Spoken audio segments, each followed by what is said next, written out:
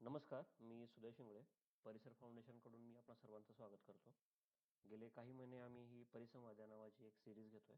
वेगवेगळ्या विषयांवर वेगवेगळ्या वक्त्यांची व्याख्यानं आयोजित करत आहोत. आजचा विषय आहे मुलांना घडवण्याचे प्रयोग आणि कृतीशील शिक्षण. आता NEPचं वातावरण आपण पाहतोय. NEP मध्ये येणाऱ्या नवीन गोष्टी आहेत. तर सोबतच काही पॅरलल जे काही एज्युकेशनमध्ये प्रयोग चालू आहेत, तर ते जाणून घेण्याची इच्छा होती. आणि त्यासाठी आज आपल्याला वक्त्या भेटलेल्या आहेत मोनाली अवसरमल. त्या एक प्रयोगशील शिक्षिका आहेत आणि विद्यार्थी हक्क कार्यकर्त्या आहेत. तर मी त्यांना विनंती करतो की त्यांनी आजच्या व्याख्यानाला सुरुवात करावी आणि त्यांच्या व्याख्यानानंतर आपण प्रश्नोत्तरांचं सेशन घेऊया. मोनाली.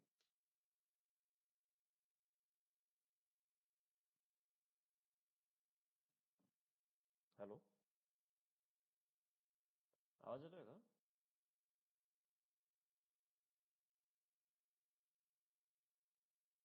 हॅलो.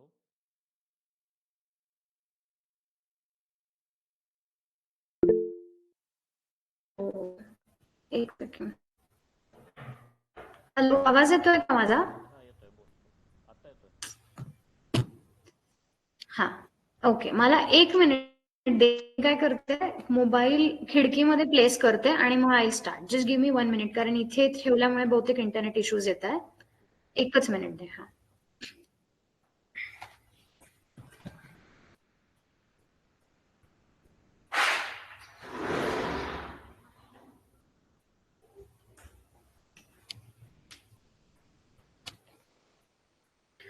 ओके.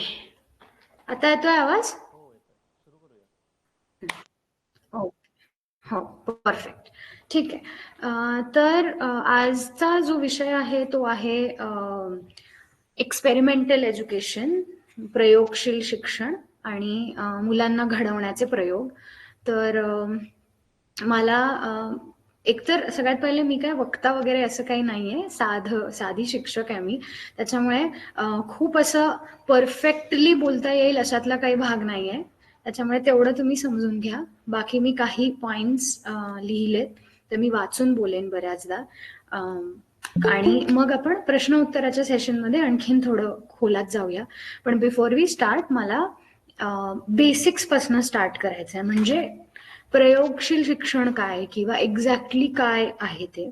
तो सगळ्यात महत्वाचा जो पहिला कॉन्सेप्ट आहे तो म्हणजे ECE, which is early childhood care and education. Most experimental learning किंवा मोस्ट प्रयोगशील शिक्षण आहे ते ह्या जो एज ग्रुप असतो, हा जो अर्ली चाइल्डहुड एज्युकेशन ज्याला म्हणतात, त्याच्यामध्ये केला जातो बऱ्याचदा. तर anything which is not traditional, conventional पद्धतीच्या पलीकडे नवीन एक्सपेरिमेंट्स करणं इज प्रयोगशील. तर ते काय नवीन नाहीये, टू बी व्हेरी ऑनेस्ट. खूप जुना हा कॉन्सेप्ट आहे. मे बी आपल्यापैकी खूप जणांनी नई तालीम हे कॉन्सेप्ट ऐकलं असणार गांधीजींचा, किंवा रवींद्रनाथ टागोर यांची शांतिनिकेतन शाळेबद्दल ऐकलं असणार. तर एक्सपेरिमेंटल एज्युकेशन भारताच्या अनुषंगाने तेव्हापासून आहे. पण आपण पहिले ब्रॉडर ऍस्पेक्ट मध्ये त्याच्याकडे पाहूया. तर basically early childhood care and education का, तर 0 ते 6 वर्षाचा जो वयोगट असतो त्यामध्ये मेंदूचा 90% विकास होतो असा रिसर्च सांगतं. बरेच रिसर्च सांगतात आणि युनेस्को सुद्धा हे मान्य करतो. युनेस्को हे म्हणतो की 0 ते 8 हा जो वर्षांचा जो कालावधी असतो त्याच्यामध्ये मेंदूचा सगळ्यात जास्त विकास होतो. त्याच्यामुळे 0 ते 8 हे जे वर्ष आहे, हे जे वय आहे लेकरांचं, ते फार महत्वाचं आहे. ह्या वयामध्ये योग्य, स्वास्थ्यपूर्वक आणि चांगलं आणि सेफ लर्निंग जर लेकरांना मिळालं तर ते पुढे जाऊन काय म्हणतात, इकॉनॉमिक, सोशल आणि सिव्हिक लाईफमध्ये चांगलं रिस्पॉन्सिबली काम करू शकतात, असं ह्या रिसर्चचं आणि खूप साऱ्या रिसर्चेसचं म्हणणं आहे. त्याच्यामुळे early childhood care and education वर एवढं महत्व दिलं जातं. पहिले त्याला फक्त अर्ली चाइल्डहुड एज्युकेशन म्हणलं जायचं. केअर हा शब्द वाढवण्यात आला. एस्पेशली जे पण वॉर्स घडले मध्ये किंवा आत्ता पॅलेस्टाईनचं जे पण काही चालू आहे त्या कॉन्सेप्टनी केअर हे फार महत्वाचं आहे की लेकरं केअर एका सेफ वातावरणामध्ये आहेत. आणि असे बरेच रिसर्चेस पण होतात की एका हेल्दी नेशनमध्ये जिथे वॉर वगैरेचं प्रमाण कमी आहे कम्पेअर्ड टू असे नेशन्स ज्याच्यामध्ये वॉर वगैरे होतात त्या मुलांवर काय परिणाम होतो, त्यांच्या मेंदूंवर काय परिणाम होतो, असे बरेच रिसर्चेस आहेत त्याच्यामुळे काय त्रास होतो. त्यामुळे केअर हा कॉन्सेप्ट ऍड करण्यात आला. युनेस्कोने तो ऍड केला. तर बेसिकली माझा journey of early childhood education असं स्टार्ट झालं. मी 1.5 वर्ष नागपूरमध्ये एका घुमंतू ट्राईब सोबत काम करत होते. नोमॅडिक ट्राईब जे आहे त्यापैकी एक भारतातली एक नोमॅडिक ट्राईब आहे, त्यांच्यासोबत मी काम करत होते. आणि त्यांच्यासोबत काम करत असताना अंगणवाडीचं हस्तपुस्तिका आहे आकार नावाचा, ते माझ्या हातात आलं आणि आकारमुळेच आकारच्या ऍक्टिव्हिटीज मी घेत होते. तर 2006 मध्ये आकारची हस्तपुस्तिका आली. त्यावेळेला जे पण एज्युकेशन मिनिस्ट्रीमध्ये होते त्यांनी खूप सुंदर काम केलंय, कारण आणि ते ऑनलाईन अवेलेबल आहे. ते इतकं सुंदर आहे. प्रत्येक वयोगटाच्या लेकरांसोबत कशा कशा ऍक्टिव्हिटीज घ्यायच्यात आणि युनेस्कोच्या सोबत मिळून बनवलेली ती हस्तपुस्तिका आहे. तो I got really interested and fascinated की हे फार इंटरेस्टिंग आहे काहीतरी, की 0 ते 1-2 वर्षापर्यंत फाईन मोटर स्किल्स डेव्हलप करायचे असतात. Fine motor skills is what, हात आणि पायाचं जास्त यूज. तर त्याच्यामुळे बॉल पकडणं, बॉल झेलणं, बॉल फेकणं, ह्या सगळ्या छोट्या छोट्या गोष्टी, ह्या छोट्या ऍक्टिव्हिटीज, हे खेळ घ्यायचे असतात. मग लिखाणाच्या अगोदर मातीमध्ये खूप ड्रॉ करायला द्यायचं असतं लेकरांना, किंवा ड्रॉइंग ही लिखाणाची पहिली पायरी असते. हे सगळं या आकारच्या हस्तपुस्तिकेतनं मला कळालं. त्याच्या ऍक्टिव्हिटीज मी खूप घेतल्या आणि मग I got really fascinated by it. आणि आय थॉट हे इंटरेस्टिंग आहे, मला ह्याच्यामध्ये जास्त अभ्यास करायचा आहे. तर बेसिकली पाश्चात्य देशांमध्ये 15व्या शतकापासून अर्ली चाइल्डहुड केअर अँड एज्युकेशनवर काम करण्यात आलंय. मॉन्टेसरीचं नाव तुम्ही ऐकलं असणार. तर मॉन्टेसरी आपल्या ज्या शाळा असतात, नर्सरी शाळा असतात, त्यांना बरीच वर्ष मॉन्टेसरी असं म्हणायचे. तर मॉन्टेसरी नावाची एक एज्युकेटर होती जिने अर्ली चाइल्डहुड एज्युकेशनवर काम केलंय आणि लेकरांना कसं शिकवावं, कशा पद्धतीने शिकवावं असं एक करिक्युलम डेव्हलप केला आणि तिच्या शाळा आहेत. तर मॉन्टेसरीच्या अगोदर जॉन कॉमिनियस नावाचे एक एज्युकेटर होते, फिलॉसॉफर होते. त्याच्यानंतर रुसोने बरंच ह्याच्यावरती लिहिलंय. मग मॉन्टेसरी आहे, जॉन डुई आहे, ह्यांनी काम केलंय, ह्यांनी त्याच्यावर लिखाण केलंय. भारतामध्ये बाल शिक्षणाचं काम तसं 18व्या शतकापासून सुरू झालं. मॉन्टेसरी एज्युकेशन आपल्याकडे आलं भारतामध्ये. मॅडम मारिया मॉन्टेसरी असं नाव आहे त्यांचं. तर ते एज्युकेशन आलं आणि मग आपण बाल शिक्षणामध्ये तसं काम करायला सुरू केलं. तसं थोड्याफार प्रमाणात महात्मा गांधींच्या नई तालीममध्ये जसं मी म्हणाले ते थोड्याफार प्रमाणात होतं ते काम. त्यानंतर रवींद्रनाथ टागोरांच्या शाळेमध्ये होतं. अरबिंदो घोषने सुद्धा बरंच लिहिलंय ह्याच्याबद्दल. तर ते काम 18व्या शतकापासून भारतामध्ये सुरू झालं. त्यानंतर 1918 मध्ये, and this is I am talking about pre independence, 1918 मध्ये गिजूभाई बदेका नावाचे एक एज्युकेटर होते. त्यांनी मॉन्टेसरीच्या प्रिन्सिपल्सवर ज्या संस्थेत ते काम करत होते त्या संस्थेमध्ये त्यांनी मॉन्टेसरीच्या प्रिन्सिपल्सवर बाल शिक्षण संस्था असं छोटंसं क्लब वगैरे सुरू केलं. आणि ताराबाई मोडक ज्या आहेत आपल्या, ज्यांनी आदिवासी शिक्षण क्षेत्रात बरंच काम केलं, ताराबाई मोडक सुद्धा गिजूभाई बदेकांसोबत काम करत होत्या आणि त्यांनी मग ते प्रिन्सिपल्स, मॉन्टेसरीचे काही प्रिन्सिपल्स, त्याच्यावर बरंच काम केलं. आणि मग आदिवासी शिक्षण क्षेत्रात त्यांनी आणि अनुताई वाघने काम केले. तर ही असं there is a whole lineage to us. एक पूर्ण बाल शिक्षणावर खूप मोठं असं परंपरा आहे जे आपण काम करतोय बऱ्याच वर्षांपासून. तो बेसिकली काय आहे प्रयोगशील शिक्षण किंवा मॉन्टेसरी काय म्हणते वगैरे, तर it is learning by doing. म्हणजे कार्य, आपण जेव्हा शिक्षण हे केल्याने जास्त समजतं हे असा हा बेसिक कॉन्सेप्ट आहे मॉन्टेसरीचा. त्याच्यामुळे कार्य करण्यावर, क्रिएट करण्यावर खूप भर दिला जातो. म्हणजे तिचं असं म्हणणं आहे की माणूस जेव्हा स्वतः कृती करतं, बाळ जेव्हा, लेकरं जेव्हा स्वतः कृती करतात, तेव्हा ते अधिक ज्ञान ग्रहण करतात. ह्याचं एक एक्झाम्पल असं असू शकतं की आपण ट्रेडिशनल शाळेमध्ये, कन्व्हेन्शनल पद्धतीच्या शाळेत असं होतं की बोर्डावर 1, 2, 3, 4, 1 ते 10 असं नंबर लिहिलं आणि मुलांना ते पाठ करायला लावणं. कट टू, तुम्ही मुलांना 1 दगड आणायला लावा पटकन बाहेरून पळून, मग 2 दगड आणायला लावा, 3 दगड आणायला लावा. तर कृतीतून हे लेकरं शिकतात, असा हा एक कॉन्सेप्ट आहे. 3 प्रिन्सिपल्स आहेत मॉन्टेसरीचे. एक सेल्फ डायरेक्टेड ऍक्टिव्हिटी, त्याच्यानंतर हँड्स ऑन लर्निंग आणि कोलॅबोरेटिव्ह प्ले. तिन्हीचा अर्थ तेच की कृतीने शिक्षण आणि मग एकत्र मिळून ऍक्टिव्हिटीज करायचं. पण तरी मॉन्टेसरीचे प्रिन्सिपल्स थोडंफार इंडिपेंडन्सच्या बाजूने जातात की इंडिपेंडेंट शिक्षण वगैरे, असं काहीच तिचं म्हणणं आहे. आणि खूप मोठी परंपरा, मॉन्टेसरीचं खूप मोठं लिखाण आहे एज्युकेशनवर. आणि त्याला दुसरं एक नाव आपण जे म्हणतो that is experiential learning, which is अनुभवातनं शिक्षण. मग काहीही जे होतंय ते अनुभवातनं शिकायचं. म्हणजे मला जर बायोलॉजीमध्ये 7वी मध्ये पानं कशी असतात, पानाच्या बॉर्डर्सला काय म्हणतात, त्याच्या पानाच्या मध्ये जे डिझाईन्स असतात त्याला नावं आहेत, तर ते मी प्रोजेक्टरवर प्रोजेक्ट करण्याच्या ऐवजी लेकरांना गार्डनमध्ये नेईन आणि पानं दाखवीन, पानांना टच करायला लावेल, पानाच्या टेक्स्चरला टच करायला लावेन. टेक्स्चर हा खूप महत्वाचा मुद्दा सुद्धा आहे अर्ली एज्युकेशनमध्ये.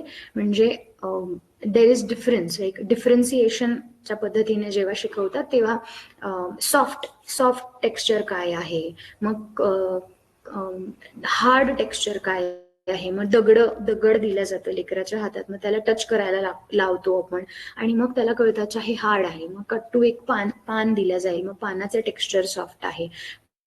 टच, सी, या सगळ्या सेन्सरी ऑर्गन्सचा जो 5ही आपले जे सेन्सरी ऑर्गन्स आहेत, आईज, नोज, हँड्स, टंग, ह्याचा वापर केला जातो. तो इव्हन टंगचा सुद्धा खूप सुंदर वापर केला जातो. मी माझ्या मुलांना काय म्हणतात, गार्लिक, लसूण तुकडे तोडून तोंडात द्यायचे की टेस्ट कशी आहे, मग साखरेचं पाणी टाकून प्यायला लावायचे, मग विचारायचे कसं आहे, मिठाचं पाणी टाकून द्यायचे. फक्त बोर्ड आणि बोर्डाचं शिक्षण नाही, तर त्यांच्या प्रत्येक इंद्रियाचा वापर करून त्यांना शिकवायला लावणं, होलिस्टिक पद्धतीने शिकायला लावणं, असा हा कॉन्सेप्ट आहे. आणि त्यानेच मुलं शिकतात, मग ते लाईफ लॉंग लर्नर्स बनतात, असं सगळं ह्या सगळ्या मोठ्या माणसांचं म्हणणं आहे. त्यानंतर हे तो मॉन्टेसरी एक जो गट, मॉन्टेसरी एज्युकेशन ही एक काय म्हणतात फळी आहे किंवा गट आहे. जी दुसरी जी आहे, जी मला खूप पर्सनली आवडते आणि मला जास्त भावते, इज रेजिओ इमिलिया नावाचं जो कॉन्सेप्ट पेडागॉजी, पण पेडागॉजी म्हणजे शिक्षणाची पद्धत, तर रेजिओ इमिलिया नावाची जी पेडागॉजीची पद्धत आहे ती मला जास्त जवळची वाटते. तर त्याचा इतिहास पण फार इंटरेस्टिंग आहे. वर्ल्ड वॉर 2 झालं आणि वर्ल्ड वॉर 2 नंतर इटलीचा हा एक शहर आहे रेजिओ इमिलिया, आणि तिथल्या काय पालक आणि सिटिझन्स ते एकत्र आले आणि त्यांनी ठरवलं की हे जे घडलंय ते चुकीचं आहे, आता आपल्याला आपल्या मुलांसाठी एक चांगलं जग निर्माण करायचं आहे, चांगला समाज निर्माण करायचा आहे. आणि मग त्यांनी एका पडक्या बिल्डिंग मध्ये एक शाळा सुरू केली, एक नर्सरी शाळा सुरू केली, जी, आणि रेजिओ इमिलिया त्या शहराचंच नाव आहे. आणि त्यांच्यात एक एज्युकेटर होता त्यांच्यासोबत, ज्याचं नाव आहे लॉरिस मॅलागुसी. तर त्याच्या सोबत मिळून त्यांनी ही शाळा सुरू केली. आणि तो कॉन्सेप्ट फार इंटरेस्टिंग आहे. इट ऑफकोर्स मॉन्टेसरीच्या ज्या प्रिन्सिपल्स आहेत की आपण कृती केल्याने शिकतो वगैरे वगैरे, ते आहेच, पण त्यासोबत जो दुसरा कॉन्सेप्ट आहे तो म्हणजे की माणसाचा विकास हा त्याच्या समाजामुळे होतो. आणि नॉलेज जे आहे ते इंटरॅक्शन, एकमेकांच्या सोबतच्या इंटरॅक्शननी क्रिएट होतो. तर कम्युनिटीवर खूप भर दिला गेलाय त्याच्यामुळे तो जो पेडागॉजिकल अप्रोच आहे तो मला जास्त आवडतो. आणि ऑफकोर्स बिकॉज इटली आहे, तिथे कायम पॉलिटिकली सोशलिस्ट पार्टीजचा इन्फ्लुएन्स राहिला आहे. प्लस वायगॉत्स्की नावाचे एक सोव्हिएट युनियनमध्ये फिलॉसॉफर आणि एज्युकेटर होते. तर वायगॉट्स्कीच्या प्रिन्सिपल्सवर रेजिओ इमिलिया शाळा किंवा ते करिक्युलम घडवण्यात आलंय. आणि मग आहेत ऑफकोर्स जीन पियाजे नावाचे, म्हणजे हे जे 2-3 नावं मी सांगते ह्यांनी फिलॉसॉफी, चाइल्ड सायकॉलॉजीच्या अर्थाने बरंच लिहिलंय. जॉन पियाजे, त्याच्यानंतर हार्वर्ड गार्डनर आणि जेरोम ब्रूमर, हे 3 जण.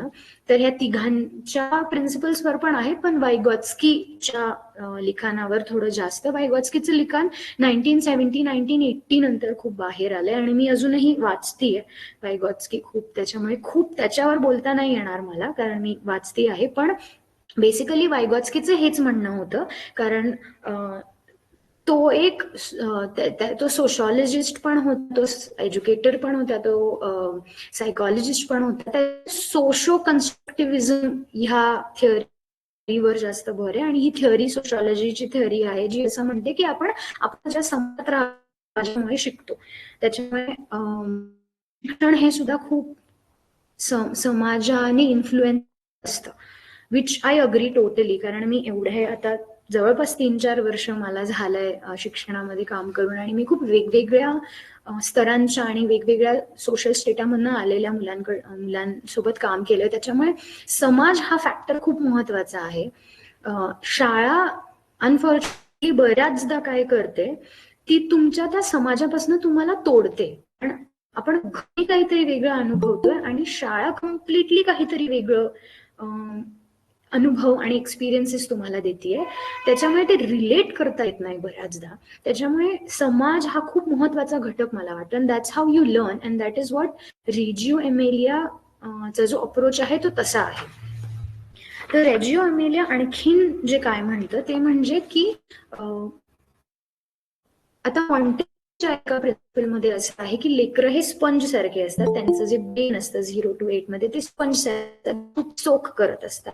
And as much as it is true, Reggio Emilia शाळा काय म्हणते की मुलं फक्त पॅसिव्ह लर्नर्स नाही आहेत, ते स्ट्रॉंग आणि फुल असं एंटिटी आहे.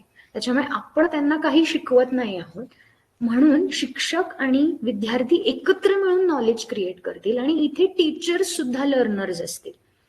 आणि रेजिओ एमेलियामध्ये असं स्पेसिफिक काही करिक्युलम वगैरे म्हणजे जरी असलं तरी की अच्छा केजी मध्ये आपण आलो तर आपण आता 1 ते 100 शिकायचं, आणि मग अ ते आहा शिकायचं, मग दुसरीमध्ये गेल्यानंतर हे हे हे शिकायचं. हे जे असे टप्पे केल्या जातात, हे जे असे बायफर्शन केल्या जातं, ते रेजिओ एमेलियामध्ये नाहीये. रेजिओ एमेलियामध्ये आपल्याला एकत्र हवंय सध्या तर. म्हणजे आता फॉर एक्झाम्पल, एक एक्झाम्पल त्याचा असं आहे की एक मुलगा म्हणजे शाळेमध्ये, म्हणजे तिथे असं वेगवेगळ्या पद्धतीने शिकवतात. त्याच्यामुळे एक मुलगा शाळेत येतो आणि सुरुवातीला त्याला काही रायटिंग वगैरे मध्ये तेवढा इंटरेस्ट नाहीये. मग तो त्याला 2री का 3रीच्या वर्गातली एक मुलगी आवडते, आणि आता हा लहान आहे, हा छोटासा आहे, आणि त्याला 1ली-2री वर्गातली मुलगी आवडते. आता तिला लेटर लिहायचं आहे म्हणून ह्याला रायटिंग शिकायची, आणि मग तो एकत्र मिळून त्याच्या सगळ्या एकत्र टीचर आणि सगळे विद्यार्थी मिळून त्याला रायटिंग कसं करतात हे शिकवतात. So that's how Reggio Emilia school works, की मुलांना काय हवंय आणि मुलं डिसाईड करतात. तिथे एक खूप सुंदर शब्द ते वापरतात, that is subject of rights. तर मुलं आता नीड्स नाही, की मुलांची ही गरज म्हणून नाही, मुलांचे हे हक्क आहेत. आणि मग मुलं एकत्र येऊन ते शिकतात किंवा ते सांगतात शिक्षकांना की हे आम्हाला शिकायचं आहे. प्रोजेक्ट बेस्ड लर्निंगचा पण बराच उपयोग होतो. प्रोजेक्ट बेस्ड व्हॉट, की एकत्र मिळून आपण डिसाईड केलंय की अच्छा आम्हाला आता गार्डन बनवायचंय किंवा गार्डनचं काहीतरी मॉडेल बनवायचं आहे. तर मग सगळेजण एकत्र येतील, मग शेप्स बद्दल बोलतील, मग गार्डनमध्ये काय असायला पाहिजे ह्याच्याबद्दल बोलतील. मग तिथे कुठे शेप्स आणि मॅथमॅटिक्स आणि इंग्लिश आणि सगळे सब्जेक्ट एकत्र म्हणून शिकवल्या जातील. That's how Reggio Emilia school works. आणि ती खूप पॉप्युलर असं कॉन्सेप्ट आहे. रेजिओ एमिलिया पब्लिक स्कूल्स आहेत सगळ्यात महत्वाचं म्हणजे. जरी ते स्टार्ट झालं की पेरेंट्स आणि ह्यांनी एकत्र सुरू केलं, पण मग म्युनिसिपॅलिटीने इंटरेस्ट घेतला त्याच्यामध्ये इटलीच्या, आणि मग ते अजूनही पब्लिक स्कूल म्हणूनच चालतं. इथे काही प्रायव्हेट कॉन्सेप्ट असा नाही आहे. एक सेपरेट ऑर्गनायझेशन मात्र आहे, पण त्याला फंड्स जे येतात ते गव्हर्नमेंटकडनं खूप येतात. आणि ते शहर फार इंटरेस्टिंग आहे. म्हणजे त्या शहरामध्ये जे लोक आहेत त्यांनी काम प्रोटेस्ट केलेत की जर तुम्ही बजेटमध्ये कट केलंय शिक्षणाचा, तर त्यांनी प्रोटेस्ट केलेत. त्याच्यामुळे खूप अवेअर असं ते टाउन आहे. साहजिक आहे, कारण ते युरोपियन कंट्री आहे आणि युरोपमध्ये ह्या सगळ्या गोष्टी कदाचित करणं फार सोपं आहे कम्पेअर टू आपल्यासारख्या देश जिथे आणखीन तळागाळातलेच प्रश्न फार सुटलेली नाहीयेत. त्यामुळे रेजिओ एमिलिया माझं फेवरेट कॉन्सेप्ट आहे तो. त्यानंतर आणखीन एक जो शेवटचा मुद्दा रेजिओ एमिलिया बद्दल, की learning process takes priority over final product, which I find extremely interesting. की शिक्षण करण्याची जी प्रक्रियेवर जास्त फोकस केला जातो कम्पेअर्ड टू प्रोडक्ट. त्यामुळे मुलं कायम लाईफ लॉंग लर्नर्स होतात. म्हणजे की 10वी झाली आणि 12वी झाली मग संपलं शिक्षण असं न करता मुलं आयुष्यभर शिकतात, जेव्हा प्रोसेस इंटरेस्टिंग पद्धतीने त्यांच्यामध्ये रुजवली तर. ते रेजिओ एमिलिया सांगतं. आणि रेजिओ एमिलियाला ऑल्सो पेडागॉजी ऑफ लिसनिंग असं म्हणतात, म्हणजे ऐकण्याची शिक्षण पद्धती. कारण टीचर्स मोस्टली ऐकत असतात विद्यार्थ्यांचं, विद्यार्थ्यांना काय हवंय त्या पद्धतीने शिकवत असतात. त्यामुळे पेडागॉजी ऑफ लिसनिंग सुद्धा त्यांना म्हणण्यात आलंय. आणि आणखीन एक जे महत्वाचं आहे, जे आता फार गरजेचं आहे आपल्याकडे, ते म्हणजे की एक्सप्रेसिव्ह आर्ट्स. मुलांच्या इमोशन्स आणि लॉजिकल थिंकिंग, त्याची लॉजिकल थिंकिंग आणि त्यांच्या रॅशनॅलिटीला फार महत्व दिलं जातं. आपल्याकडे म्हणजे बेसिकली असं मानतात, ते कुठून आलं मला माहित नाही. मला खरंच त्याचं ओरिजिन शोधून काढायचंय. कारण लेकरं इगसेंट्रिक असतात, लेकरं आणि त्यांचं विश्वच वेगळं असतं आणि त्यांना कळत मोठ्यांना काय पाहिजे, ते खूप हट्टी असतात वगैरे वगैरे. हे कॉन्सेप्ट जसे भारतात आहेत तसे युरोप आणि इथे पण आहे. ते ऍक्च्युली स्टार्ट कुठून झालं मला माहित नाही, मी अभ्यास करतेय त्याचा, पण हे कॉन्सेप्ट तिकडेही फार होते. पण रेजिओ एमिलिया म्हणतं की इगोसेंट्रिक नसतात मुलं फार कनेक्टेड असतात त्यांच्या आई वडिलांशी, त्यांच्या समाजाशी. ते सगळं घेत असतात. ते काय वेगळे एंटिटी नाही आहेत. त्याच्यामुळे त्यांचे इमोशन्स, त्यांना काय वाटतंय हे फार महत्वाचं आहे. मॉन्टेसरीची जी शिक्षण पद्धत आहे किंवा ज्या शिक्षण पद्धती आहेत त्या असं म्हणतात की मुलांना चांगलं शिक्षण मिळालं तर ते मोठे होऊन चांगले अडल्ट बनतील. रेजिओ एमिलिया म्हणतात मोठे होऊन अडल्ट्स मध्ये बनतील आणि काय करतील हे महत्वाचं नाही, ते आत्ता त्यांचं ओपिनियन्स फार महत्वाचे आहे आणि आत्ता त्यांनी बोलताय म्हणजे त्यांचे राईट्स महत्वाचे आहेत. Which I find extremely interesting. त्याच्यामुळे एक्सप्रेसिव्ह आर्ट्सवर जास्त भर दिला गेला कम्पेअर्ड टू लिटरसी आणि न्यूमरसी. ही लिटरसी आणि न्यूमरसी हवंय, पण त्यांचे इमोशन्स पण एक्सप्रेस होतील अशा पद्धतीचं आर्ट, अशा पद्धतीचं ऍक्टिव्हिटीज घ्यायला हव्या. आपल्याकडे भारतामध्ये सध्या असं होतं की फाउंडेशनल लिटरसी आणि न्यूमरसी हे खूप म्हणजे असं डोक्यावर घेतलेलं कॉन्सेप्ट आहे सगळीकडे.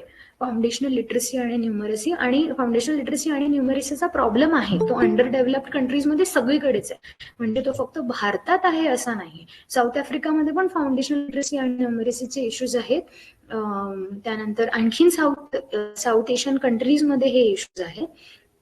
पण फाउंडेशनल लिटरसी आणि न्यूमरसीचा इश्यू आहे, त्याच्यामुळे मग काही नाही शिकवू शकत आपण. तेच त्याच्यावरच भर द्यायचा हा खूप प्रॉब्लेमॅटिक कॉन्सेप्ट आहे. कारण लिटरसी आणि न्यूमरसी आर्ट्स थ्रू पण शिकवता येतं, वेगवेगळ्या कॉन्सेप्ट थ्रू शिकवता येतं. ह्याच्याबद्दल लिहिलंय पण ते करायचं नाहीये, कारण नॅचरली ह्याच्यामध्ये प्रायव्हेट ऑर्गनायझेशनचे हितसंबंध असतात. त्यामुळे ते एक्सेप्ट आणि मान्य करायचं नाहीये. फॉर एक्झाम्पल, ज्या शाळेमध्ये आता मी शिकवते त्या शाळेमध्ये 8वी 9वी मध्ये इतिहास, नागरिकशास्त्र आणि भूगोल हा विषयच नसतो. आणि का असं विचारलं तर की आपल्या मुलांना इंग्रजी आणि गणित नीट येत नाही, त्याच्यामुळे तेच त्यांना शिकवायचं आणि मग 10वी मध्ये काहीतरी करून इतिहास, नागरिकशास्त्र, भूगोल आपण पासपुरतं त्यांना शिकवायचं तेवढं थोडंफार. ह्या कॉन्सेप्टमुळे काय होतं, मग 8 तास मुलं फक्त इंग्लिश, मराठी आणि मॅथ्स शिकतायत वेगवेगळ्या टप्प्यात. 8 तास तेच करतायत, पण त्याने ऍक्च्युली ते काय न्यूमरसी आणि लिटरसी पक्क होते अशातला काही भाग नाही. रादर ते आणखीन इरिटेट होतात त्या कॉन्सेप्टला. वेरॅज एसएसटी थ्रू पण लिटरसी मी शिकवू शकते, थ्रू पण मी न्यूमरसी शिकवू शकते, हे असं जेव्हा सांगण्यात येतं तेव्हा जनरली त्याला एक्सेप्ट नाही केल्या जात, because so much of it is on data की लिटरसी आणि न्यूमरसी नीट पाहिजे आणि मग आपण पुढे बघूया, मग आपण सायंटिफिक टेम्परच्या बाबतीत बोलूया आणि मग आपण एक्सप्रेसिव्ह आर्ट्सच्या बाबतीत बोलूया, असलं एक concept. also want to mention a fact की जरी मी खूप बाहेरची नावं घेतलीये तरी भारतामध्ये गांधीजींनी नई तालीममध्ये असे एक्सपेरिमेंट्स फार सुंदर प्रकारे केले आहे. नई तालीम मध्ये सेवाग्राममध्ये अजूनही चालू आहे. तर काही थोड्याफार प्रमाणामध्ये ऍक्टिव्हिटीज ते असे घेतात बरेच, एक्सपिरियन्शियल लर्निंग वगैरे. पण ज्या वेळेला नई तालीम ऍक्च्युली होती त्यावेळेला एक नागपूरचे एक सर आहेत जे नई तालीम मध्ये त्यांना काय म्हणतात, वजन आणि भाजी हे सगळे कॉन्सेप्ट आणि मग कॅल्क्युलेशन हे सगळे कॉन्सेप्ट ऍक्च्युली ऑन ग्राउंड म्हणजे शेतीमध्ये जाऊन सीड्स सो करून मग ते ग्रो करणं आणि मग त्याला विकायला नेणं बाजारात, हे सगळे कॉन्सेप्ट करून which is experiential learning, instead of की मी वर्गामध्ये बसून ही भाजी काय आहे आणि मग त्याचं ते कसं कॅल्क्युलेशन करायचं. तर नई तालीम मध्ये सुद्धा हे कॉन्सेप्ट फार सुंदर पद्धतीने चालायचे. रवींद्रनाथ टागोर आणि अरबिंद घोष सुद्धा काही प्रमाणात हे करायचे त्यांच्या शाळेमध्ये, आणि ताराबाई मोडक वगैरे केलंच आहे. त्यामुळे हे कॉन्सेप्ट काही असे फार नवीन नाही आहेत भारतात. पण सध्या आफ्टर 1993, 1992, 1990s बेसिकली हे सगळंच कोलमडलंय बिकॉज ऑफ प्रायव्हेटायझेशन एव्हरीथिंग. आणि आता ती परिस्थिती जास्त वाईट आहे, कारण एव्हरीथिंग इज अबाउट डेटा. म्हणजे कधीच इमॅजिन केलं नव्हतं मी की मला एक शिक्षक म्हणून डेटा प्रेझेंट करायला लागेल आणि तो पहिल्या परीक्षेमध्ये मुलांनी मार्क घेतले आणि मग दुसऱ्या परीक्षेत किती घेतले आणि मग त्याचं ऍव्हरेज काय आहे आणि मग तिसऱ्या परीक्षेत किती घेतले, आता मग त्याला त्या डेटाला कसं पुश करायचं. This is the language that school are speaking right now. How do we push data is the language that teachers are speaking, जे प्रॉब्लेमॅटिक वाटतं मला, कारण तिथे लर्निंग आणि लर्निंगच्या प्रक्रियेबद्दल काही बोलल्या जात नाही, नंबर्स वर बोलल्या जात. कारण जे डोनर आहेत, जे फंडर्स आहेत, त्यांना डेटा दाखवायचा आहे शाळेंना, which is extremely problematic. That is one. Second, शाळा दत्तक नावाची जी काय फालतू प्रक्रिया जी आहे, मी पण एका अशाच ऑर्गनायझेशन मध्ये काम करते. एका पुण्याच्या महानगरपालिकेची शाळा दत्तक दिली आहे त्या ऑर्गनायझेशन मध्ये, आणि फालतूगिरी आहे कम्प्लीट. कारण तिथे कम्प्लीट त्या ऑर्गनायझेशनचं झालं तर ती, जसं मी म्हणलं, ऑर्गनायझेशनने डिसाईड केलंय की इतिहास, भूगोल, नागरिकशास्त्र नाही शिकवायचं आम्हाला, तर ते त्या पद्धतीने करतात. आणि त्याच्यामध्ये त्यांचे प्रायोरिटीचा संबंध फार आहे आणि त्या लेकरांचा कॉन्टेक्स्ट एकदम तोडून काहीतरी भलतंच शिकवलं जातं. गांधीजी हे म्हणायचे, नई तालीम त्यांनी जेव्हा सुरू केलं की कॉलोनियल शिक्षण पद्धतीत त्यांचं शिक्षण झालंय, तर कॉलोनियल शिक्षण पद्धत अशीच होती की माणसाला खूप करिअर ओरिएंटेड, आणि आता शिक्षण is your means of career, की शिक्षणामुळे तुला जॉब लागायला पाहिजे वगैरे वगैरे. इन्स्टेड ऑफ शिक्षण ही एक आयुष्याची प्रक्रिया आहे आणि शिक्षण हे काही आयुष्यापासून तुटलेलं नाहीये बेसिकली. हे जे कॉन्सेप्ट आहे तो न करता आत्ता ते करिअर ओरिएंटेड फार झालं. त्याच्यामुळे फक्त इंग्लिश, मराठी आणि मॅथ ह्यांच्यावर फार फोकस आहे. ते खूप प्रॉब्लेमॅटिक आहे. That is second. आणि तिसरं म्हणजे की शिक्षण हे एक पॉलिटिकल मुद्दा आहे आणि त्यामुळे त्याचा खूप त्या अर्थाने आपल्याला बोलावं लागणार आहे. आपण काय अभ्यास करतो, आपलं काय करिक्युलम आहे, एस्पेशली आत्ता NEP नंतर जे काही प्रकार चाललाय तो खूप प्रॉब्लेमॅटिक आहे. 2000 जसं मी म्हणलं, आकारची हस्तपुस्तकं 2006 मध्ये बनली. 2005 मध्ये खूप सुंदर नॅशनल करिक्युलम फ्रेमवर्क आहे. जर कोणाला मिळालं त्यांनी ते प्लीज वाचावं. काहीतरी 30-40 पेजेसचं ते फ्रेमवर्क आहे आणि जे सगळे मी मुद्दे आता मांडले चांगल्या शिक्षण पद्धतीचे, ते सगळे मुद्दे त्याच्यामध्ये आहेत आणि त्यात त्यांनी अडोलसंट एज्युकेशन बद्दल पण फार सुंदर मांडलंय. Cut to now that what we look at is horrible. म्हणजे ह्याच्यामध्ये काहीच मुलांचा सायकॉलॉजी बद्दल किंवा काही विचार केलेला नाही आणि जो विचार केला आहे तो फार वरवरचा आहे.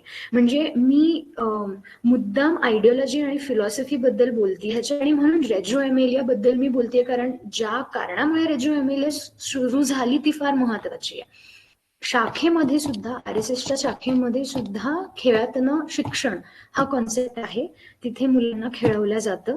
आजही आत्ता सो कॉल्ड प्रायव्हेट शाळांमध्ये, सो कॉल्ड प्रायव्हेट NGOज सुद्धा फार ऍक्टिव्हिटी आणि एक्सपिरियन्शियल लर्निंग आणि प्रोजेक्ट बेस्ड लर्निंग वगैरे हे शब्द वापरतात, पण त्याचा इंटेन्शन मात्र काहीतरीच आहे. त्यामुळे राईट विंग फोर्सेस किंवा हे जी फोर्सेस आहेत ते कायम काहीतरी तुमचे टॉपिक्स वरती उचलून त्याचा त्यांच्यासाठी फायदा करून घेतील, but the intention at heart is extremely important. त्याच्यामुळे तिथेही आपल्याला फार चाणाक्ष राहायला पाहिजे की ठीक आहे, ही NGO बोलत असेल प्रोजेक्ट बेस्ड लर्निंग, पण खरंच त्याचं इंटेन्शन काय आहे हे तपासणं महत्वाचं आहे. आणि दॅट्स हाऊ इट इज. मला काही प्रश्न तुम्हाला विचारायचे असतील तर त्याच्याने मी आणखीन ओपन अप करेन आणि स्पेशली माझे काय एक्सपेरिमेंट्स राहिलेत लेकरांबद्दल तेही मला सांगायला आवडेल. पण थँक्यू. मला वाटतं आता आपण प्रश्न विचारूया. मला थोडं सांगायचं आहे की रेजिओ एमिलिया, म्हणजे मला माहितीच होतं की बोलतील तुम्ही. आपलं डिस्कशन झालं नव्हतं. आम्ही जेव्हा स्टडीसारखं काय ठरवलं होतं की आपल्याला कुठल्या लाईनने जायचं, तर आम्ही बेसला म्हणजे पूर्ण रेजिओ एमिलिया ठरवलं होतं की याच ह्याच्यावर आपल्याला पुढे जात राहायचं. आणि प्लस त्याला आम्ही भाऊराव पाटील हे असं जोडलं होतं. रेजिओ एमिलिया प्लस भाऊराव पाटील यांच्यामधले काही सापडत आहे का त्या अँगलनी. तर तसंच आमचं सुरू आहे. तर आम्ही काय केलंय की शनिवारी संध्याकाळी एक प्रयोग म्हणून पालकांना आणि मुलांना असं संध्याकाळी जेवायला बोलवणं आणि तिथून एक सुरू करतोय की टॉक, म्हणजे वेगवेगळ्या पालकांचे मुलांचे असे. बघूयात आता यापुढे अजून कुठल्या लेवलला जाता येतं. तर मला वाटतं आता आपण प्रश्न घ्यायला काही हरकत नाहीये. कोणाचा काही प्रश्न असेल तर अनम्यूट करा आणि विचारा. निलिमा मॅडम, काय प्रश्न आहे?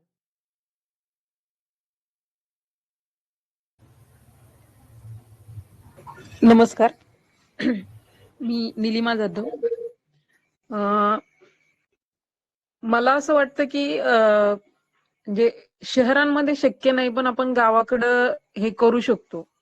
तर त्यासाठी आपण कसं काम करायला पाहिजे? म्हणजे काहीतरी हे काम करण्यासाठी आपल्याकडे पण एक प्लॅन किंवा म्हणजे जिल्हा परिषदच्या शाळा असतील आपल्या गावाकडच्या, तर ऍटलिस्ट गावातल्या लोकल ह्याच्यावर तरी आपला कंट्रोल असू शकतो थोड्याफार प्रमाणामध्ये. तर ते कसं करता येईल? हाय निलिमा मॅम. हाय. एकतर जर मला वाटतं अंगणवाडी ओपन असतात, आपण कोणीही जाऊ शकतं तिथे जिल्हा परिषदेच्या अंगणवाडीत किंवा पहिली दुसरीच्या वर्गामध्ये. तर अंगणवाडीचं म्हणजे जर ऍक्टिव्हिटीजच हवी तर अंगणवाडीच्या हस्तपुस्तिकाच आहे, आकार नावाची. तेच हस्तपुस्तिका मुलांसोबत खेळायचं आणि नाहीच जर जिल्हा परिषदेने परमिशन दिली तर मग असा काय म्हणतात संध्याकाळी गावातल्या मुलांना एकत्र करून छोट्या छोट्या ऍक्टिव्हिटीज त्यांच्यासोबत करायच्या, त्यांच्यासोबत गप्पा मारायचं. आणि मग ते हळूहळू त्याला काहीतरी आकार येऊ शकतो. मला वाटतं ते ही परमिशन देतात, कारण मी जेव्हा गावामध्ये काम करत होते सुरुवातीला नागपूरमध्ये, तेव्हा तर आम्ही गावातल्या मुलांना एकत्र करूनच काम करायचो. मग त्याच्यानंतर आम्ही शाळेसोबत कोलॅबोरेट केलं, पण मग गावातल्या मुलांना एकत्र केल्यानंतर फॉर्च्युनेटली गावामध्ये शिक्षकांना फार किंमत देतात, त्याच्यामुळे आम्हाला तिथे कधीच काही प्रॉब्लेम आला नाही. तर तसं करता येईल. एक दुसरं, ऍक्टिव्हिटीज कशा घ्यायच्या, 0 ते 6 वयोगटासाठी तर आपलं आकार आहे. तिसरं, जर तुम्हाला फिलॉसॉफिकली काही मदत हवी असेल की कसंच आणि काच हे करावं किंवा काय, तर मग मी आहे. तुम्ही मला कधीही कॉन्टॅक्ट करा, आपण बोलूया, आपण डिस्कस करूया की हे कसं करायचं, कुठल्या पद्धतीने करायचं, आणि मग आपण त्याच्यावर तुमच्या कॉन्टॅक्टनुसार, आणि हे पण मी ऍक्च्युली मांडताना मी नाही हे बोलले, पण कॉन्टेक्स्टनुसार शिक्षण असावं हे ह्याचं मी असं मानते. म्हणजे त्या त्या कॉन्टेक्स्टनुसार, त्या त्या शहरानुसार, त्या त्या गावानुसार ते शिक्षण असावं, कारण ते युनिव्हर्सल नसू शकतं. माझ्या लेकरांच्या गरजा आणि तुमच्या लेकरांच्या गरजा फार वेगळ्या आहेत. त्याच्यामुळे ते कॉन्टेक्स्ट एकदा कळलं की मग आपण डिझाईन करूया की काय कसं ते होईल. तो पण फार महत्वाचा मुद्दा आहे, शिक्षण कसं असावं ह्याच्यात. माझा अजून एक पर्सनल क्वेश्चन होता. माझी मुलगी आता म्हणजे पूर्ण होऊन 9 लागले, तर तिच्यासाठी मला काही सजेशन द्याल का तुम्ही? ओके. ऍक्च्युली ना हे थोडस पालकच्या बाजूने झालं. 9 वर्षाची आहे. 9 वर्षाची म्हणजे ती नाही, दुसरीत आत्ता असेल. 8 पूर्ण झाले. 8 पूर्ण झाले, 8 दुसरीला आहे. दुसरीला आहे.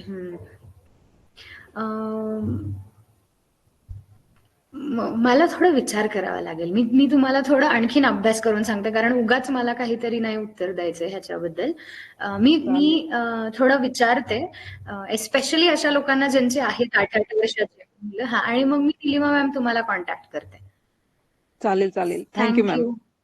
थँक्यू. थँक्यू. अजून कोणाचा प्रश्न असेल तर अनम्यूट करा आणि विचारा. हॅलो.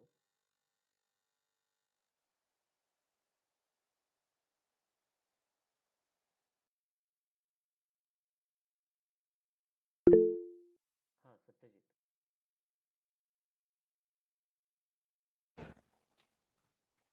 मोनाली मॅम, आवाज येतो का माझा? येतोय. सगळं लेक्चर होऊस तर मोनाली मॅमच म्हणावं लागेल. बर. माझा एक प्रश्न आहे थोडासा. जे मोनालीने आता जे पूर्ण लेक्चर दिलं, माझ्यासाठी एकदम ते पूर्ण नवीनच होतं. म्हणजे आपण ज्या शिक्षण पद्धतीमध्ये शिक्षण घेतलं पूर्णपणे, त्याच्या एकदम ती शिक्षण पद्धती माझ्यासाठी नवीनच होती. समजा आज आपण आजच्या आज शिक्षण व्यवस्थेची जी शिक्षण व्यवस्था आहे जी आपली आजची, किंवा जे नवीन धोरण लागू झालं NEP वगैरे, ह्या संदर्भात आता ही खूप आयडियलिस्टिक अशी शिक्षण पद्धती वाटते. कारण आम्ही ज्या शिक्षण पद्धती शिक्षण घेतलं त्यानुसार ते आयडियलिस्टिक वाटते.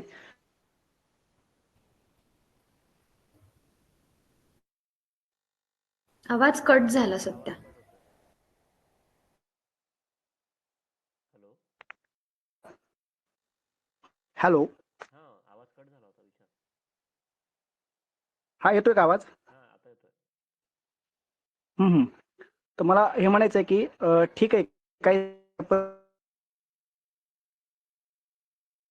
वगैरे ते सगळं बरोबर आहे, पण एकंदरीत पूर्ण शिक्षण व्यवस्था जर त्याच्यामध्ये आमूलाग्र बदल होण्यासाठी अशी शिक्षण व्यवस्था तिथं असणं आवश्यक आहे. मग आजच्या काळात जे सरकार आहे किंवा ज्या ज्या विचारधारेचं सरकार आहे, तर अशा काळामध्ये ह्या शिक्षण व्यवस्थेला लागू करण्यासाठी कशा पद्धतीने प्रयत्न करता येईल?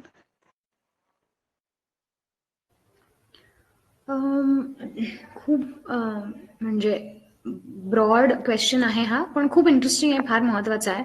एक तर सगळ्यात महत्वाचं म्हणजे फॉर्च्युनेटली आपल्याकडे मास ऑर्गनायझेशन आहेत भारतात सध्या, अजून त्यांच्यावर काही बंदी आलेली नाहीये. ते फार महत्वाचं काम करत आहेत.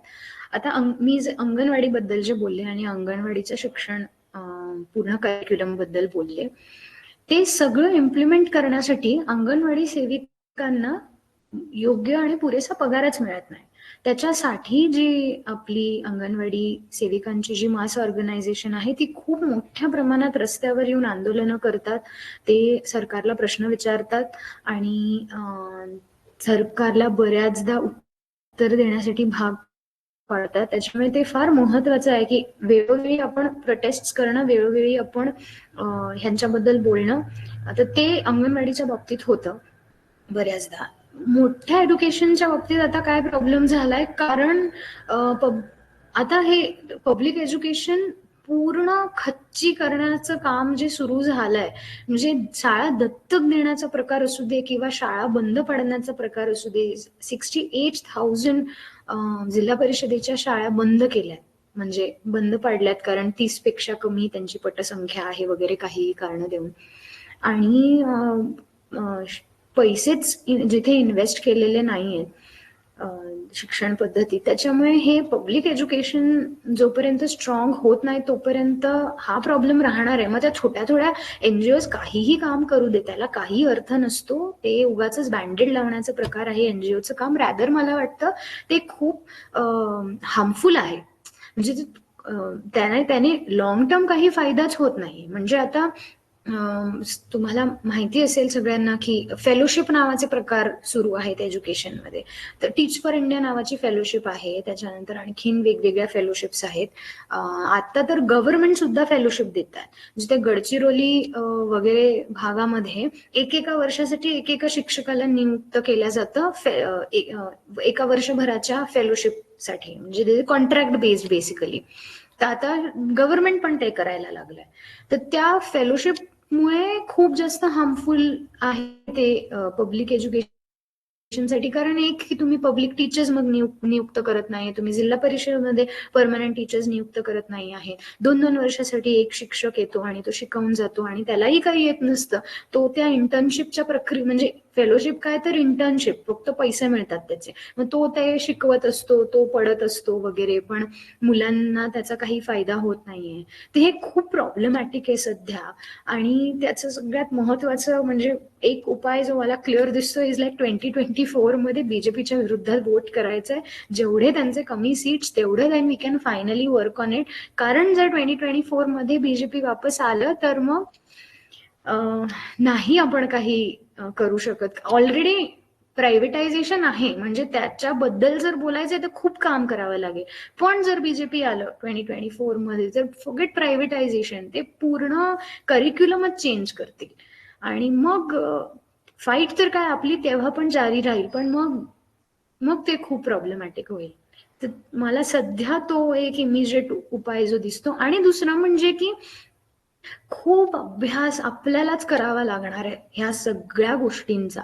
म्हणजे फक्त काय म्हणतात, खूप स्टॅटिस्टिकली, खूप स्ट्रॅटेजिकली आपल्याला अभ्यास करायचा आहे. आता एनईपी जाहीर होऊन इतकी वर्ष झाली, आता त्याचं इम्प्लिमेंट होईल.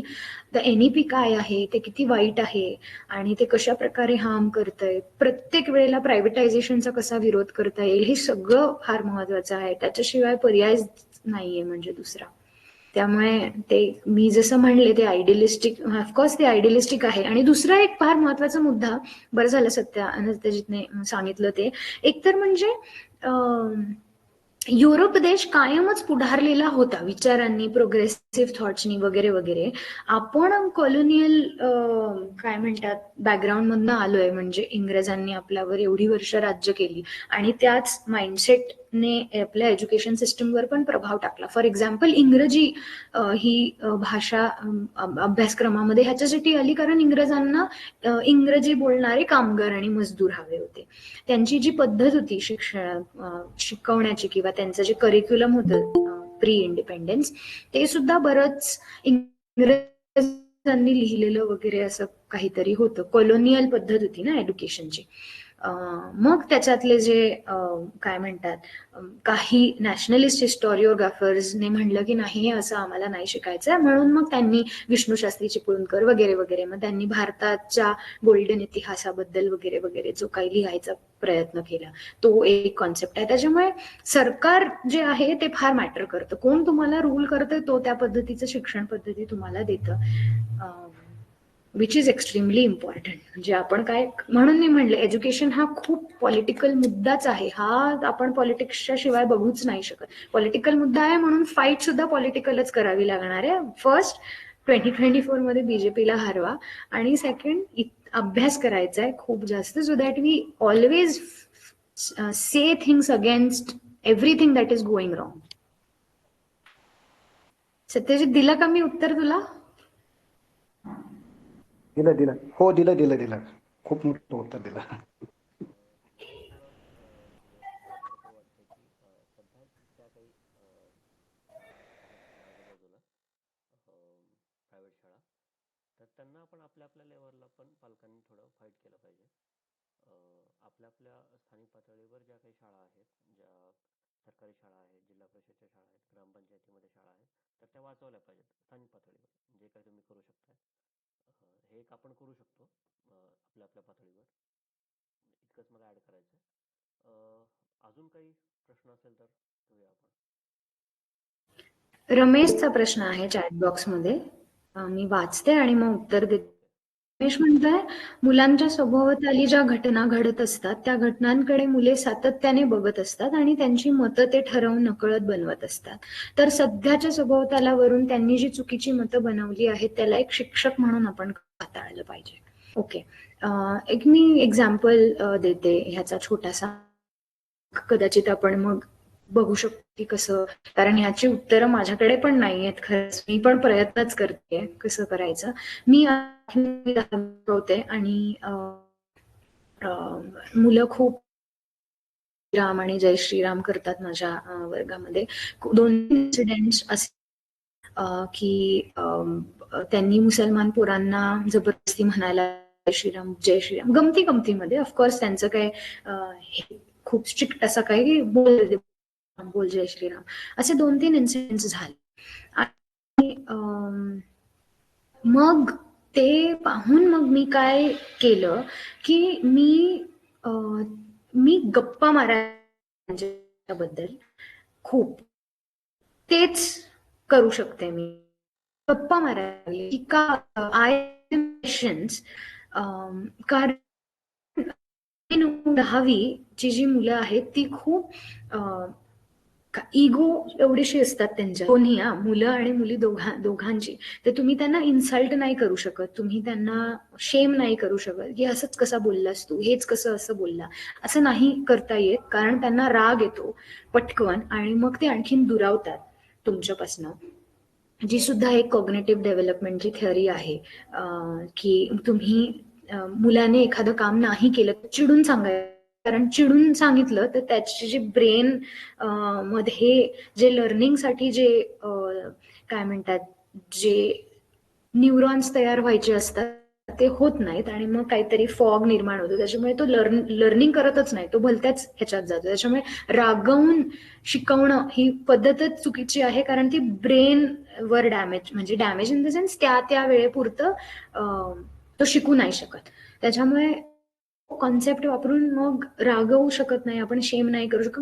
कुठून तरी त्यांनी पिकअप केलं असणार आणि कुठनं तरी त्यांना ते ऐकू गेलं असणार. तर मी गप्पा मारल्या, मी सहज गप्पा मारल्या सहज, आणि त्यांनी काय फायदा झाला अशाचा भाग नाहीये, पण हे एक पर्स्पेक्टिव्ह त्यांच्या डोक्यात गेलं. कारण माझी मुलं ज्या भागामध्ये येतात त्या भागामध्ये हे वातावरण खूप जास्त आहे, त्यामुळे त्यांना दुसरं कधी कॉन्सेप्ट ऐकलेच नाहीयेत त्यांनी की नाही असं नसतं, मुसलमानांनाही त्रास होत असतो, आपण कशाला धर्माबद्दल बोलायचं, आपण की हे अच्छा हे मंदिर असं झालं होतं, खरंच मस्जिद होतं आणि लोकांनी तोडलं ते मस्जिद, हे सुद्धा होतं. मग मी त्यांना व्हिडिओ दाखवला, हे बघा हे ते चढले आणि मग त्यांनी तोडलं. मग माझी मुलं शांत झाली, ते म्हणे अच्छा असं केलं. म्हटलं मग आता बरोबर केलं का त्यांनी, ते तर चुकीचं. मग पुन्हा येतच त्यांचे प्रश्न, पण त्यांनी पण तर आपलं मंदिर तोडलं होतं वगैरे. हे येणार. संवाद is the only constant thing that we can do. कारण टू बी व्हेरी ऑनेस्ट ह्याची काही असं स्ट्रॅटेजी नाहीये टू बी व्हेरी. आणि जर तुम्हाला वर्गाचा कंट्रोल, कारण आता मी SST ची टीचर आहे आणि माझ्या एकदा मी 80 पोरं शाळेत ऐकतात, ह्याचा फायदा मी घेते बऱ्याचदा. आणि त्यातच असे बऱ्याचदा कॉन्सेप्ट सांगत असते मी. किती फायदा खरंच नाही माहिती.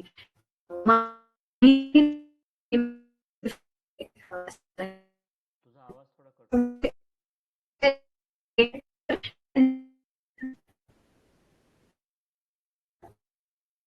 तुझा आवाज कट होतोय.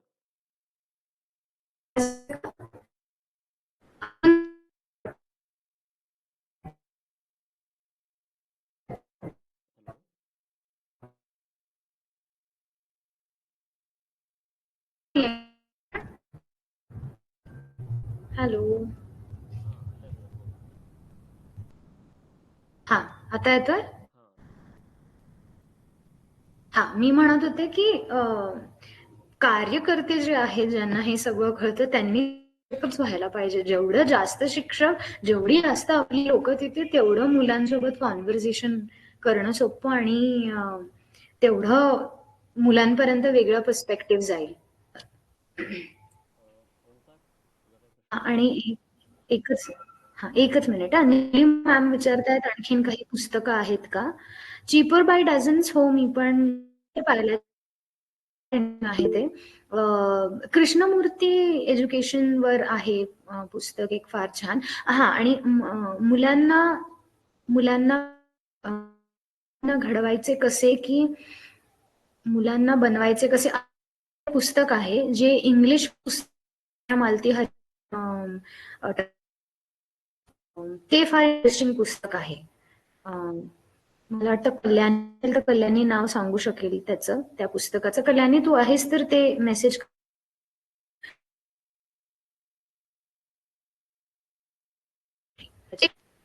आवाज कट होतोय. येस. अजून पण कट होतोय. आता येतोय, आता येतोय. मगाशी थोडा डिस्टर्बन्स होता. ठीक आहे, ठीक आहे. ओंकार, काय प्रश्न आहे?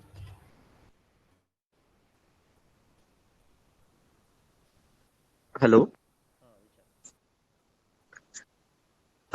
असा होता की मॅडम बोलत म्हणल्या की त्यांनी काही प्रयोग केलेले आहेत किंवा त्यांच्या काही युक्त्या असतील की ज्या त्यांनी वापरल्यात मुलांना शिकवण्यासाठी, तर त्या काही शेअर केल्या तर, किंवा तुम्ही केलेल्या ऍक्टिव्हिटीज. ओके, आवाज येतोय का माझा? हो हो, येतोय. तर एक युक्ती म्हणजे मी ना शिकवत असताना एक गोष्ट प्रयत्न करायचे की त्या मुलाच्या आयुष्याशी त्या शिक्षणाचा संबंध जोडायचा प्रयत्न मी. म्हणजे मी ज्या नोमॅडिक ट्राईब सोबत काम करत होते, त्यांच्याकडे खूप गाया असायच्या. तर काउंटिंग, मोजणं, हे मी च्या ऍक्टिव्हिटी पासून शिकवलं. गाया मोजायच्या, किती गाया आहेत, मग त्यांचे बछडे किती आहेत, त्याच्याने काउंटिंग मी शिकवलं. त्याच्यानंतर ड्रॉइंग थ्रू रायटिंग, म्हणजे रायटिंग तर ड्रॉइंग करत असताना पण बऱ्याचदा गायांचे चित्र काढा, ह्याचे त्याचे, त्यांच्या समोर आसपास ज्या गोष्टी आहेत, ते जे दिसतंय त्याच्यातनं चित्र काढा, असं मी सांगायचे. मी रिलेट करायचा प्रयत्न करायचे त्यांच्या पर्सनल आयुष्याशी. जे लेकरं होते अगदी, म्हणजे 3-4 वर्षाचे, जे आपण अंगणवाडीमध्ये ज्यांना पाठवतो, त्यांच्यासोबत तर गावभर फिरायचे मी, फक्त फिरायचे गावभर. आणि गावभर मग गाव पण फार छोटंसं आणि फार सुंदरसं होतं. तर मग गावामध्ये फिरलं की मग झाडांना हात लावायला लावणार, आणखी लावणार, आणि मग विचारणार, अच्छा हे कसं वाटतंय तुला. मग ते त्यांच्या भाषेमध्ये काहीतरी सांगायचा प्रयत्न करणार. तर हे असल्या ऍक्टिव्हिटी मी केलाय. आणखीन एक जी आहे, जी थोड्याशा मोठ्या मुलांसोबत केली होती, ती म्हणजे वजाबाकी हा जो कॉन्सेप्ट शिकवत असताना फक्त नंबर्सची वजाबाकी नाही करता, तर विचार सुद्धा कसे वजाबाकी करायचे, आणि मग कोणते विचार वजाबाकी करायचे, कोणते इमोशन्स वजाबाकी करायचे,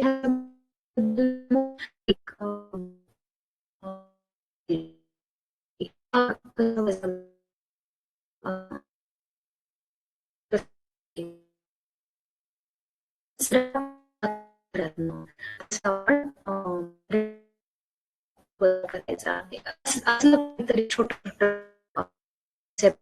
सांगायचा प्रयत्न करायचा. आवाज आवाज आवाज कट होतो.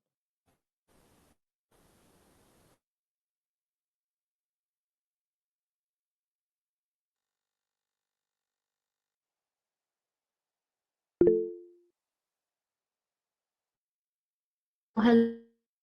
Hello hello.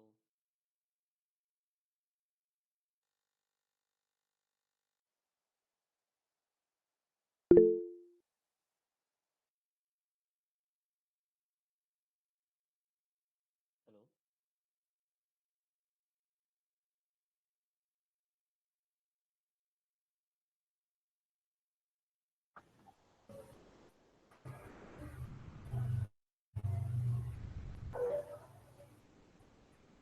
हां, तोपर्यंत मी थोडं ॲड करतो की मोनाली अवसरकर यांचं इंस्टाग्रामवर पेज आहे द मार्क्सिस्ट टीचर म्हणून. तर त्या पेजवर पण बरेच तिने केलेले एक्सपेरिमेंट्स, काही व्हिडिओज शेअर केलेले आहेत तिने, आणि ते पाहता येतील आपल्याला.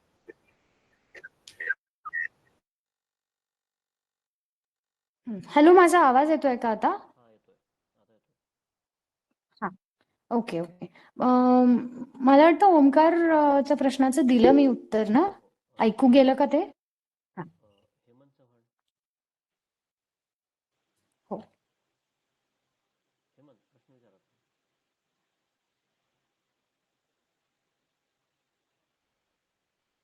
हेमंत चव्हाण. हॅलो.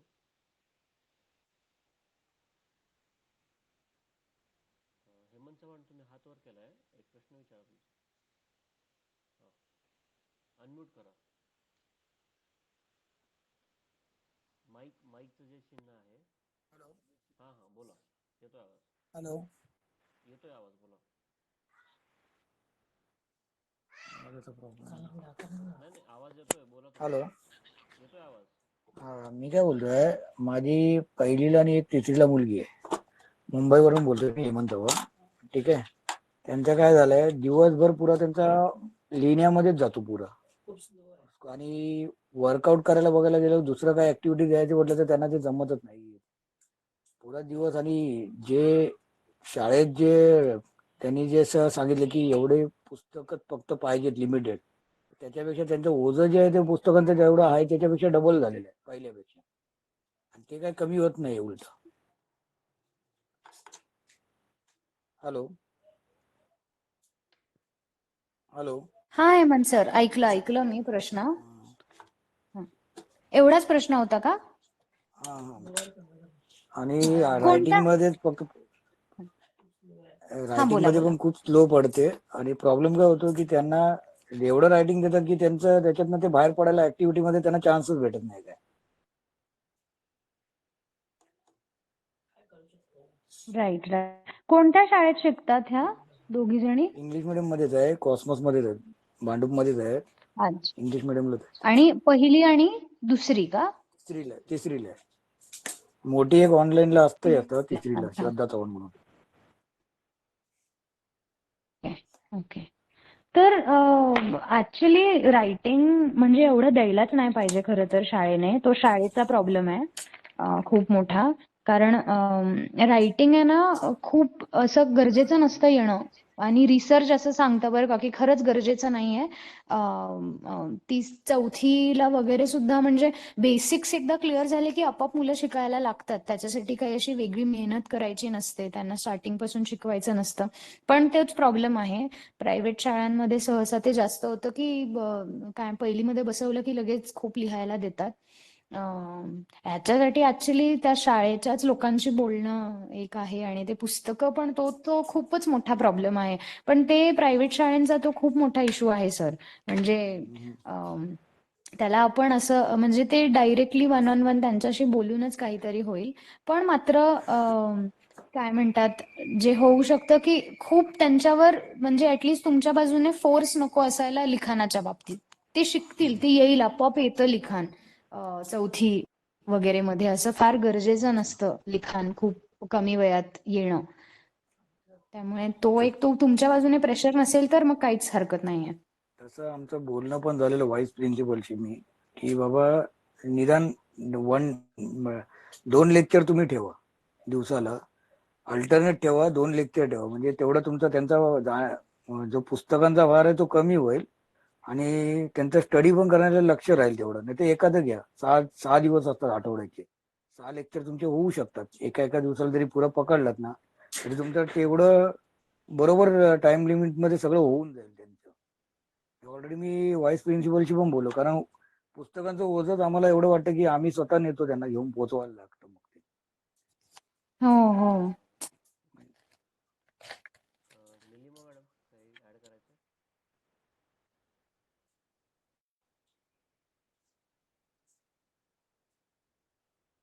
हॅलो. हा, निलिमा मॅडम हात वर केलाय.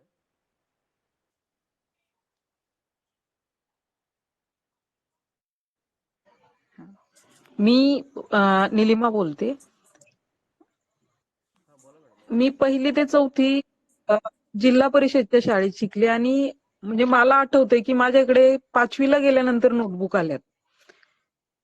तर मला असं वाटतं की पालकांनी थोडंफार म्हणजे मराठी मीडियमच्या शाळा किंवा सेमी इंग्लिश जिथं रायटिंग ऍक्टिव्हिटीज कमी असतात, म्हणजे त्यामुळे मुलांवर बर्डन कमी होतं ह्या बाकीच्या गोष्टींचं. आणि पाटी पेन्सिल परत यावी अभ्यासात 1ली ते 4थी पर्यंत, म्हणजे जे काही वह्यांचं वगैरे बर्डन असेल ते कमी होण्यासाठी आपण काय करू शकतो, हा प्रश्न आहे माझा की आपण काय करू शकतो. म्हणजे ऍक्च्युली तुम्ही जे सांगितलं ते फार इंटरेस्टिंग आहे. की बघा, म्हणजे काहीतरी करिक्युलम वाल्यांनी विचार करून ठरवलं असेल ना की पुस्तक हे 4थी मध्ये यावं किंवा 5वी मध्ये यावं. अं, ते रिसर्च पण सांगतं बऱ्याचदा की रायटिंग ही अगदीच पहिलीच्या विद्यार्थ्यांनी करणं गरजेचंच नाहीये बिलकुल. त्यांनी खेळावं, खेळातूनच शिकावं, ऑब्जेक्ट्स वगैरे सोबत खेळावं, असंच सगळं कॉन्सेप्ट असतो. तो लिखाण, रायटिंग खूप शेवटचं स्टेज आहे. म्हणजे इवन काय म्हणतात, इवन थेअरीज ज्या असतात ना, गणित शिकवण्याचं सुद्धा जे असतं की पहिले ते काय म्हणतात, पहिले ते वस्तुरूपात शिकवायला पाहिजे, मग कुठे ते काय म्हणतात संख्या येणार, आणि लिखाण एकदम शेवटची स्टेज आहे, अगदीच शेवटची. ते खूप गोंधळ करतात प्रायव्हेट शाळांवाले, कारण त्यांना कॉम्पिटिशन करायचं असतं ना जिल्हा गव्हर्नमेंटच्या शाळांसोबत, की आम्ही किती बघा चांगले आहोत आणि किती भारी आहोत. त्यामुळे तो गडबड आहे. राहिला प्रश्न की तुमचा जो प्रश्न होता की कसं पाटी पाटी पाटी आणावं पुन्हा वापस, तो आजचा हा खूप मोठा पॉलिटिकलच मुद्दा आहे. जसं मी तुम्हाला म्हणाले, जसं प्रायव्हेट हा कॉन्सेप्ट तो शिक्षणामध्ये, तिथे सगळी गडबड होते. कारण कॉम्पिटिशन आहे ना, त्यांना दाखवायचंय की आम्ही बघा, माझे पहिलीचेच विद्यार्थी आमचे किती छान लिहितात आणि दुसरीचे विद्यार्थी आमचे किती छान इंग्रजी बोलतात वगैरे, जे की गरजेचंही नाहीये. त्या पहिली दुसरीच्या वयामध्ये तर पूर्ण सेंटेन्सेस सुद्धा जबरदस्ती बोलवून घ्यायचे नसतात मुलांकडनं, पण शाळा ते करून घेतात. हा पॉलिटिकलच मुद्दा आहे. कारण मी पर्सनली किती शाळेमध्ये सांगितलं तरी तेवढ्यापुरतं तेवढं ते ऐकतील आणि त्याच्या पुढे ते नाही ऐकणार. पण हा कम्प्लीट पॉलिटिकल मुद्दा आहे. आणि दुसरं, हा, फक्त एवढंच एक सांगायचंय की मोस्टली प्रायव्हेट शाळा नाही चूज करायच्या मुलांना शिकवण्यासाठी. जेवढे जास्त पब्लिक शाळा, हा गव्हर्नमेंट शाळा, जसं तुम्ही म्हणाला की जिल्हा परिषदेच्या शाळेत शिकवणंच जास्त महत्वाचं आहे आणि चांगलं आहे. आणि स्पेशली तुमच्यासारखे जे पालक आहेत, जे सजग आहेत, जे शिक्षित आहेत, तर तुम्हाला म्हणजे तुम्हालाही शिकवता येईल ना मुलांना. त्याच्यामुळे शाळा आणि तुम्ही एकत्र मिळून छान शिकवू. तुम्हाला प्रायव्हेट शाळांची गरज नाही. नाही नाही. माझा एक अनुभव आहे. आमच्याकडे जे पॅरेंट्स येतात मुलांना घेऊन, तर ते बऱ्यापैकी प्रायव्हेट शाळांमधले असतात. उस्मानाबादमधल्या ज्या काही नामांकित शाळा आहेत, 70,000 80,000 रुपये वर्षाची फीस वगैरे. तर 6वी 7वीची मुलं येतात काही आली, आणि पॅरेंट्स खूप याच्यामध्ये असतात की तो खूप हुशार आहे, त्याला कधीच 20पेक्षा कमी मार्क पडत नाहीत, 20पैकी 20च पडतात वगैरे. तर आम्ही काय म्हणालो एकदा की खिडकीच्या बाहेर जे दिसतंय ना ते त्याला लिहायला सांगा. जे काय दिसतंय खिडकीतून जे दिसतंय 99% मुलं अशी आहेत की ज्यांना खिडकीच्या बाहेर काय चाललंय ते लिहिता येत नाही. मग मी त्या पॅरेंट्सना सांगतो की बघा परिस्थिती काय आहे. मार्क्स पडतायत, 20 पैकी 20 पडतायत. मार्क खरंच पडतायत की शाळा देते, असा तो मुद्दा आहे सगळा. की कमोडिटी म्हणून मुलाला एक उभं करायचं, एक पॉलिश केल्यासारखं, असं सगळं ते सायकल चालू आहे. मग त्या पॅरेंट्सला लक्षात येतं की अरे हा, ह्याला समोरचं पण लिहिता येत नाहीये, काहीतरी प्रॉब्लेम आहे. मग परत आम्ही मग काम चालू करतो की नाही बघा, तुम्ही पब्लिक शाळांकडे वळा थोडं, प्रायव्हेट शाळांचं काही हे नाहीये. तर म्हणजे असं एक आहे, ते तुम्ही जिथं आहात तिथून काय करता येईल का हे करणं जास्त गरजेचं आहे. भगवान श्रावणे, तुमचा प्रश्न आहे, विचारा.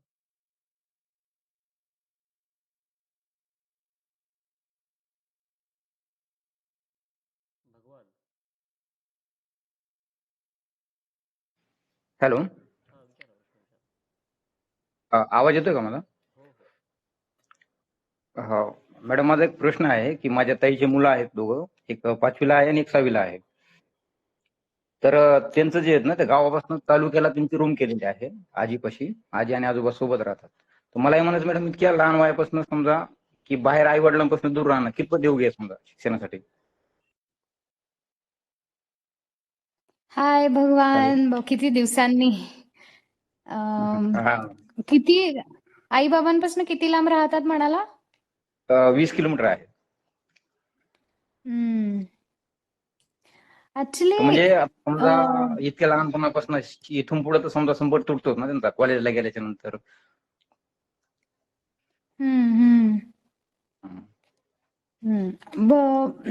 खर तर म्हणजे लहानपणी म्हणजे आता कितवीत आहेत बोलला तो? 5वी ते 6वी ना? एक 5वीला आहे आणि एक 6वीला आहे. हा. हा, 5वी आणि म्हणजे 6वीच्या वयामध्ये काय फरक पडेल मला खरंच इन डिटेल मला माहित नाही. पण मला हा, एवढं माहिती आहे की 0 ते 4 हे जे वय असतं ना, एकदम ते फार महत्वाचं असतं. आणि त्या वयामध्ये आई वडिलांच्या जवळ असणं गरजेचं असतं मुलांनी.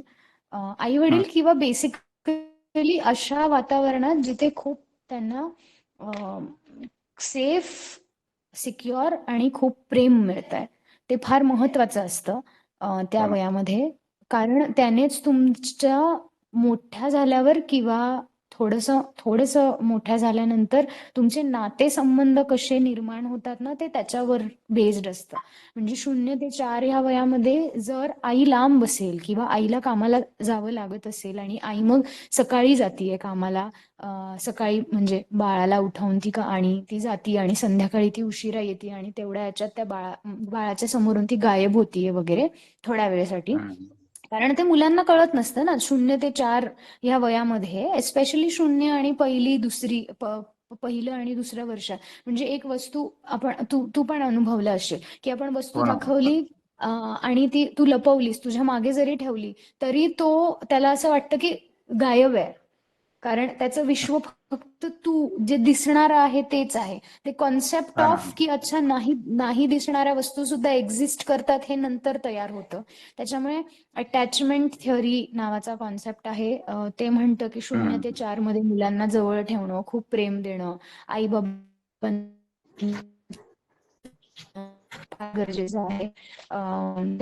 मला आता 5वी खरंच आई बाबांची किती टेक्निक आवाज ब्रेक होतो असं मॅडम. मला नाही सांगता येणार त्याच्यावर. हॅलो. हा मॅडम, आता थोडा आवाज येत नाही.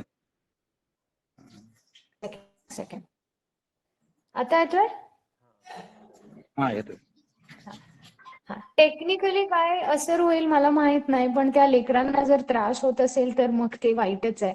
नाही, जेव्हा ते एवढ्या 2 दूर वर्ष झालं आता मॅडम, आणि मी त्यांना सांगितलं होतं, म्हटलं 7वी किंवा 8वी पर्यंत गेल्याच्या नंतर टाकू शकतात, पण त्यांनी ऐकलं नाही. म्हटले की मुलं जास्त बरोबर धिंगाणे आहे. करतात घरी. म्हटलं शेवटी आई हम्म. वडिलांची मर्जी आता. तो प्रॉब्लेम. बरोबर आहे, बरोबर आहे. थँक्यू. थँक्यू. अजून काही कोणाचा प्रश्न आहे का, किंवा कोणाला काही जोडायचं असेल तर जोडू शकता,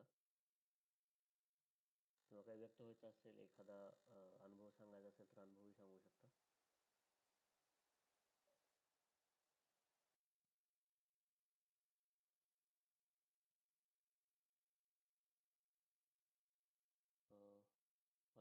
जर काही प्रश्न नसेल तर आपण थांबूयात. चालेल. आजच्या या कार्यक्रमासाठी आपण सर्वजण आलात त्याबद्दल मी आपल्या सर्वांचे आभार मानतो परिसर फाउंडेशन कडून. आणि मोनालीचे अजून जास्त आभार मानतो की खूप विस्तृत आणि महत्त्वाची चर्चा आज घडली.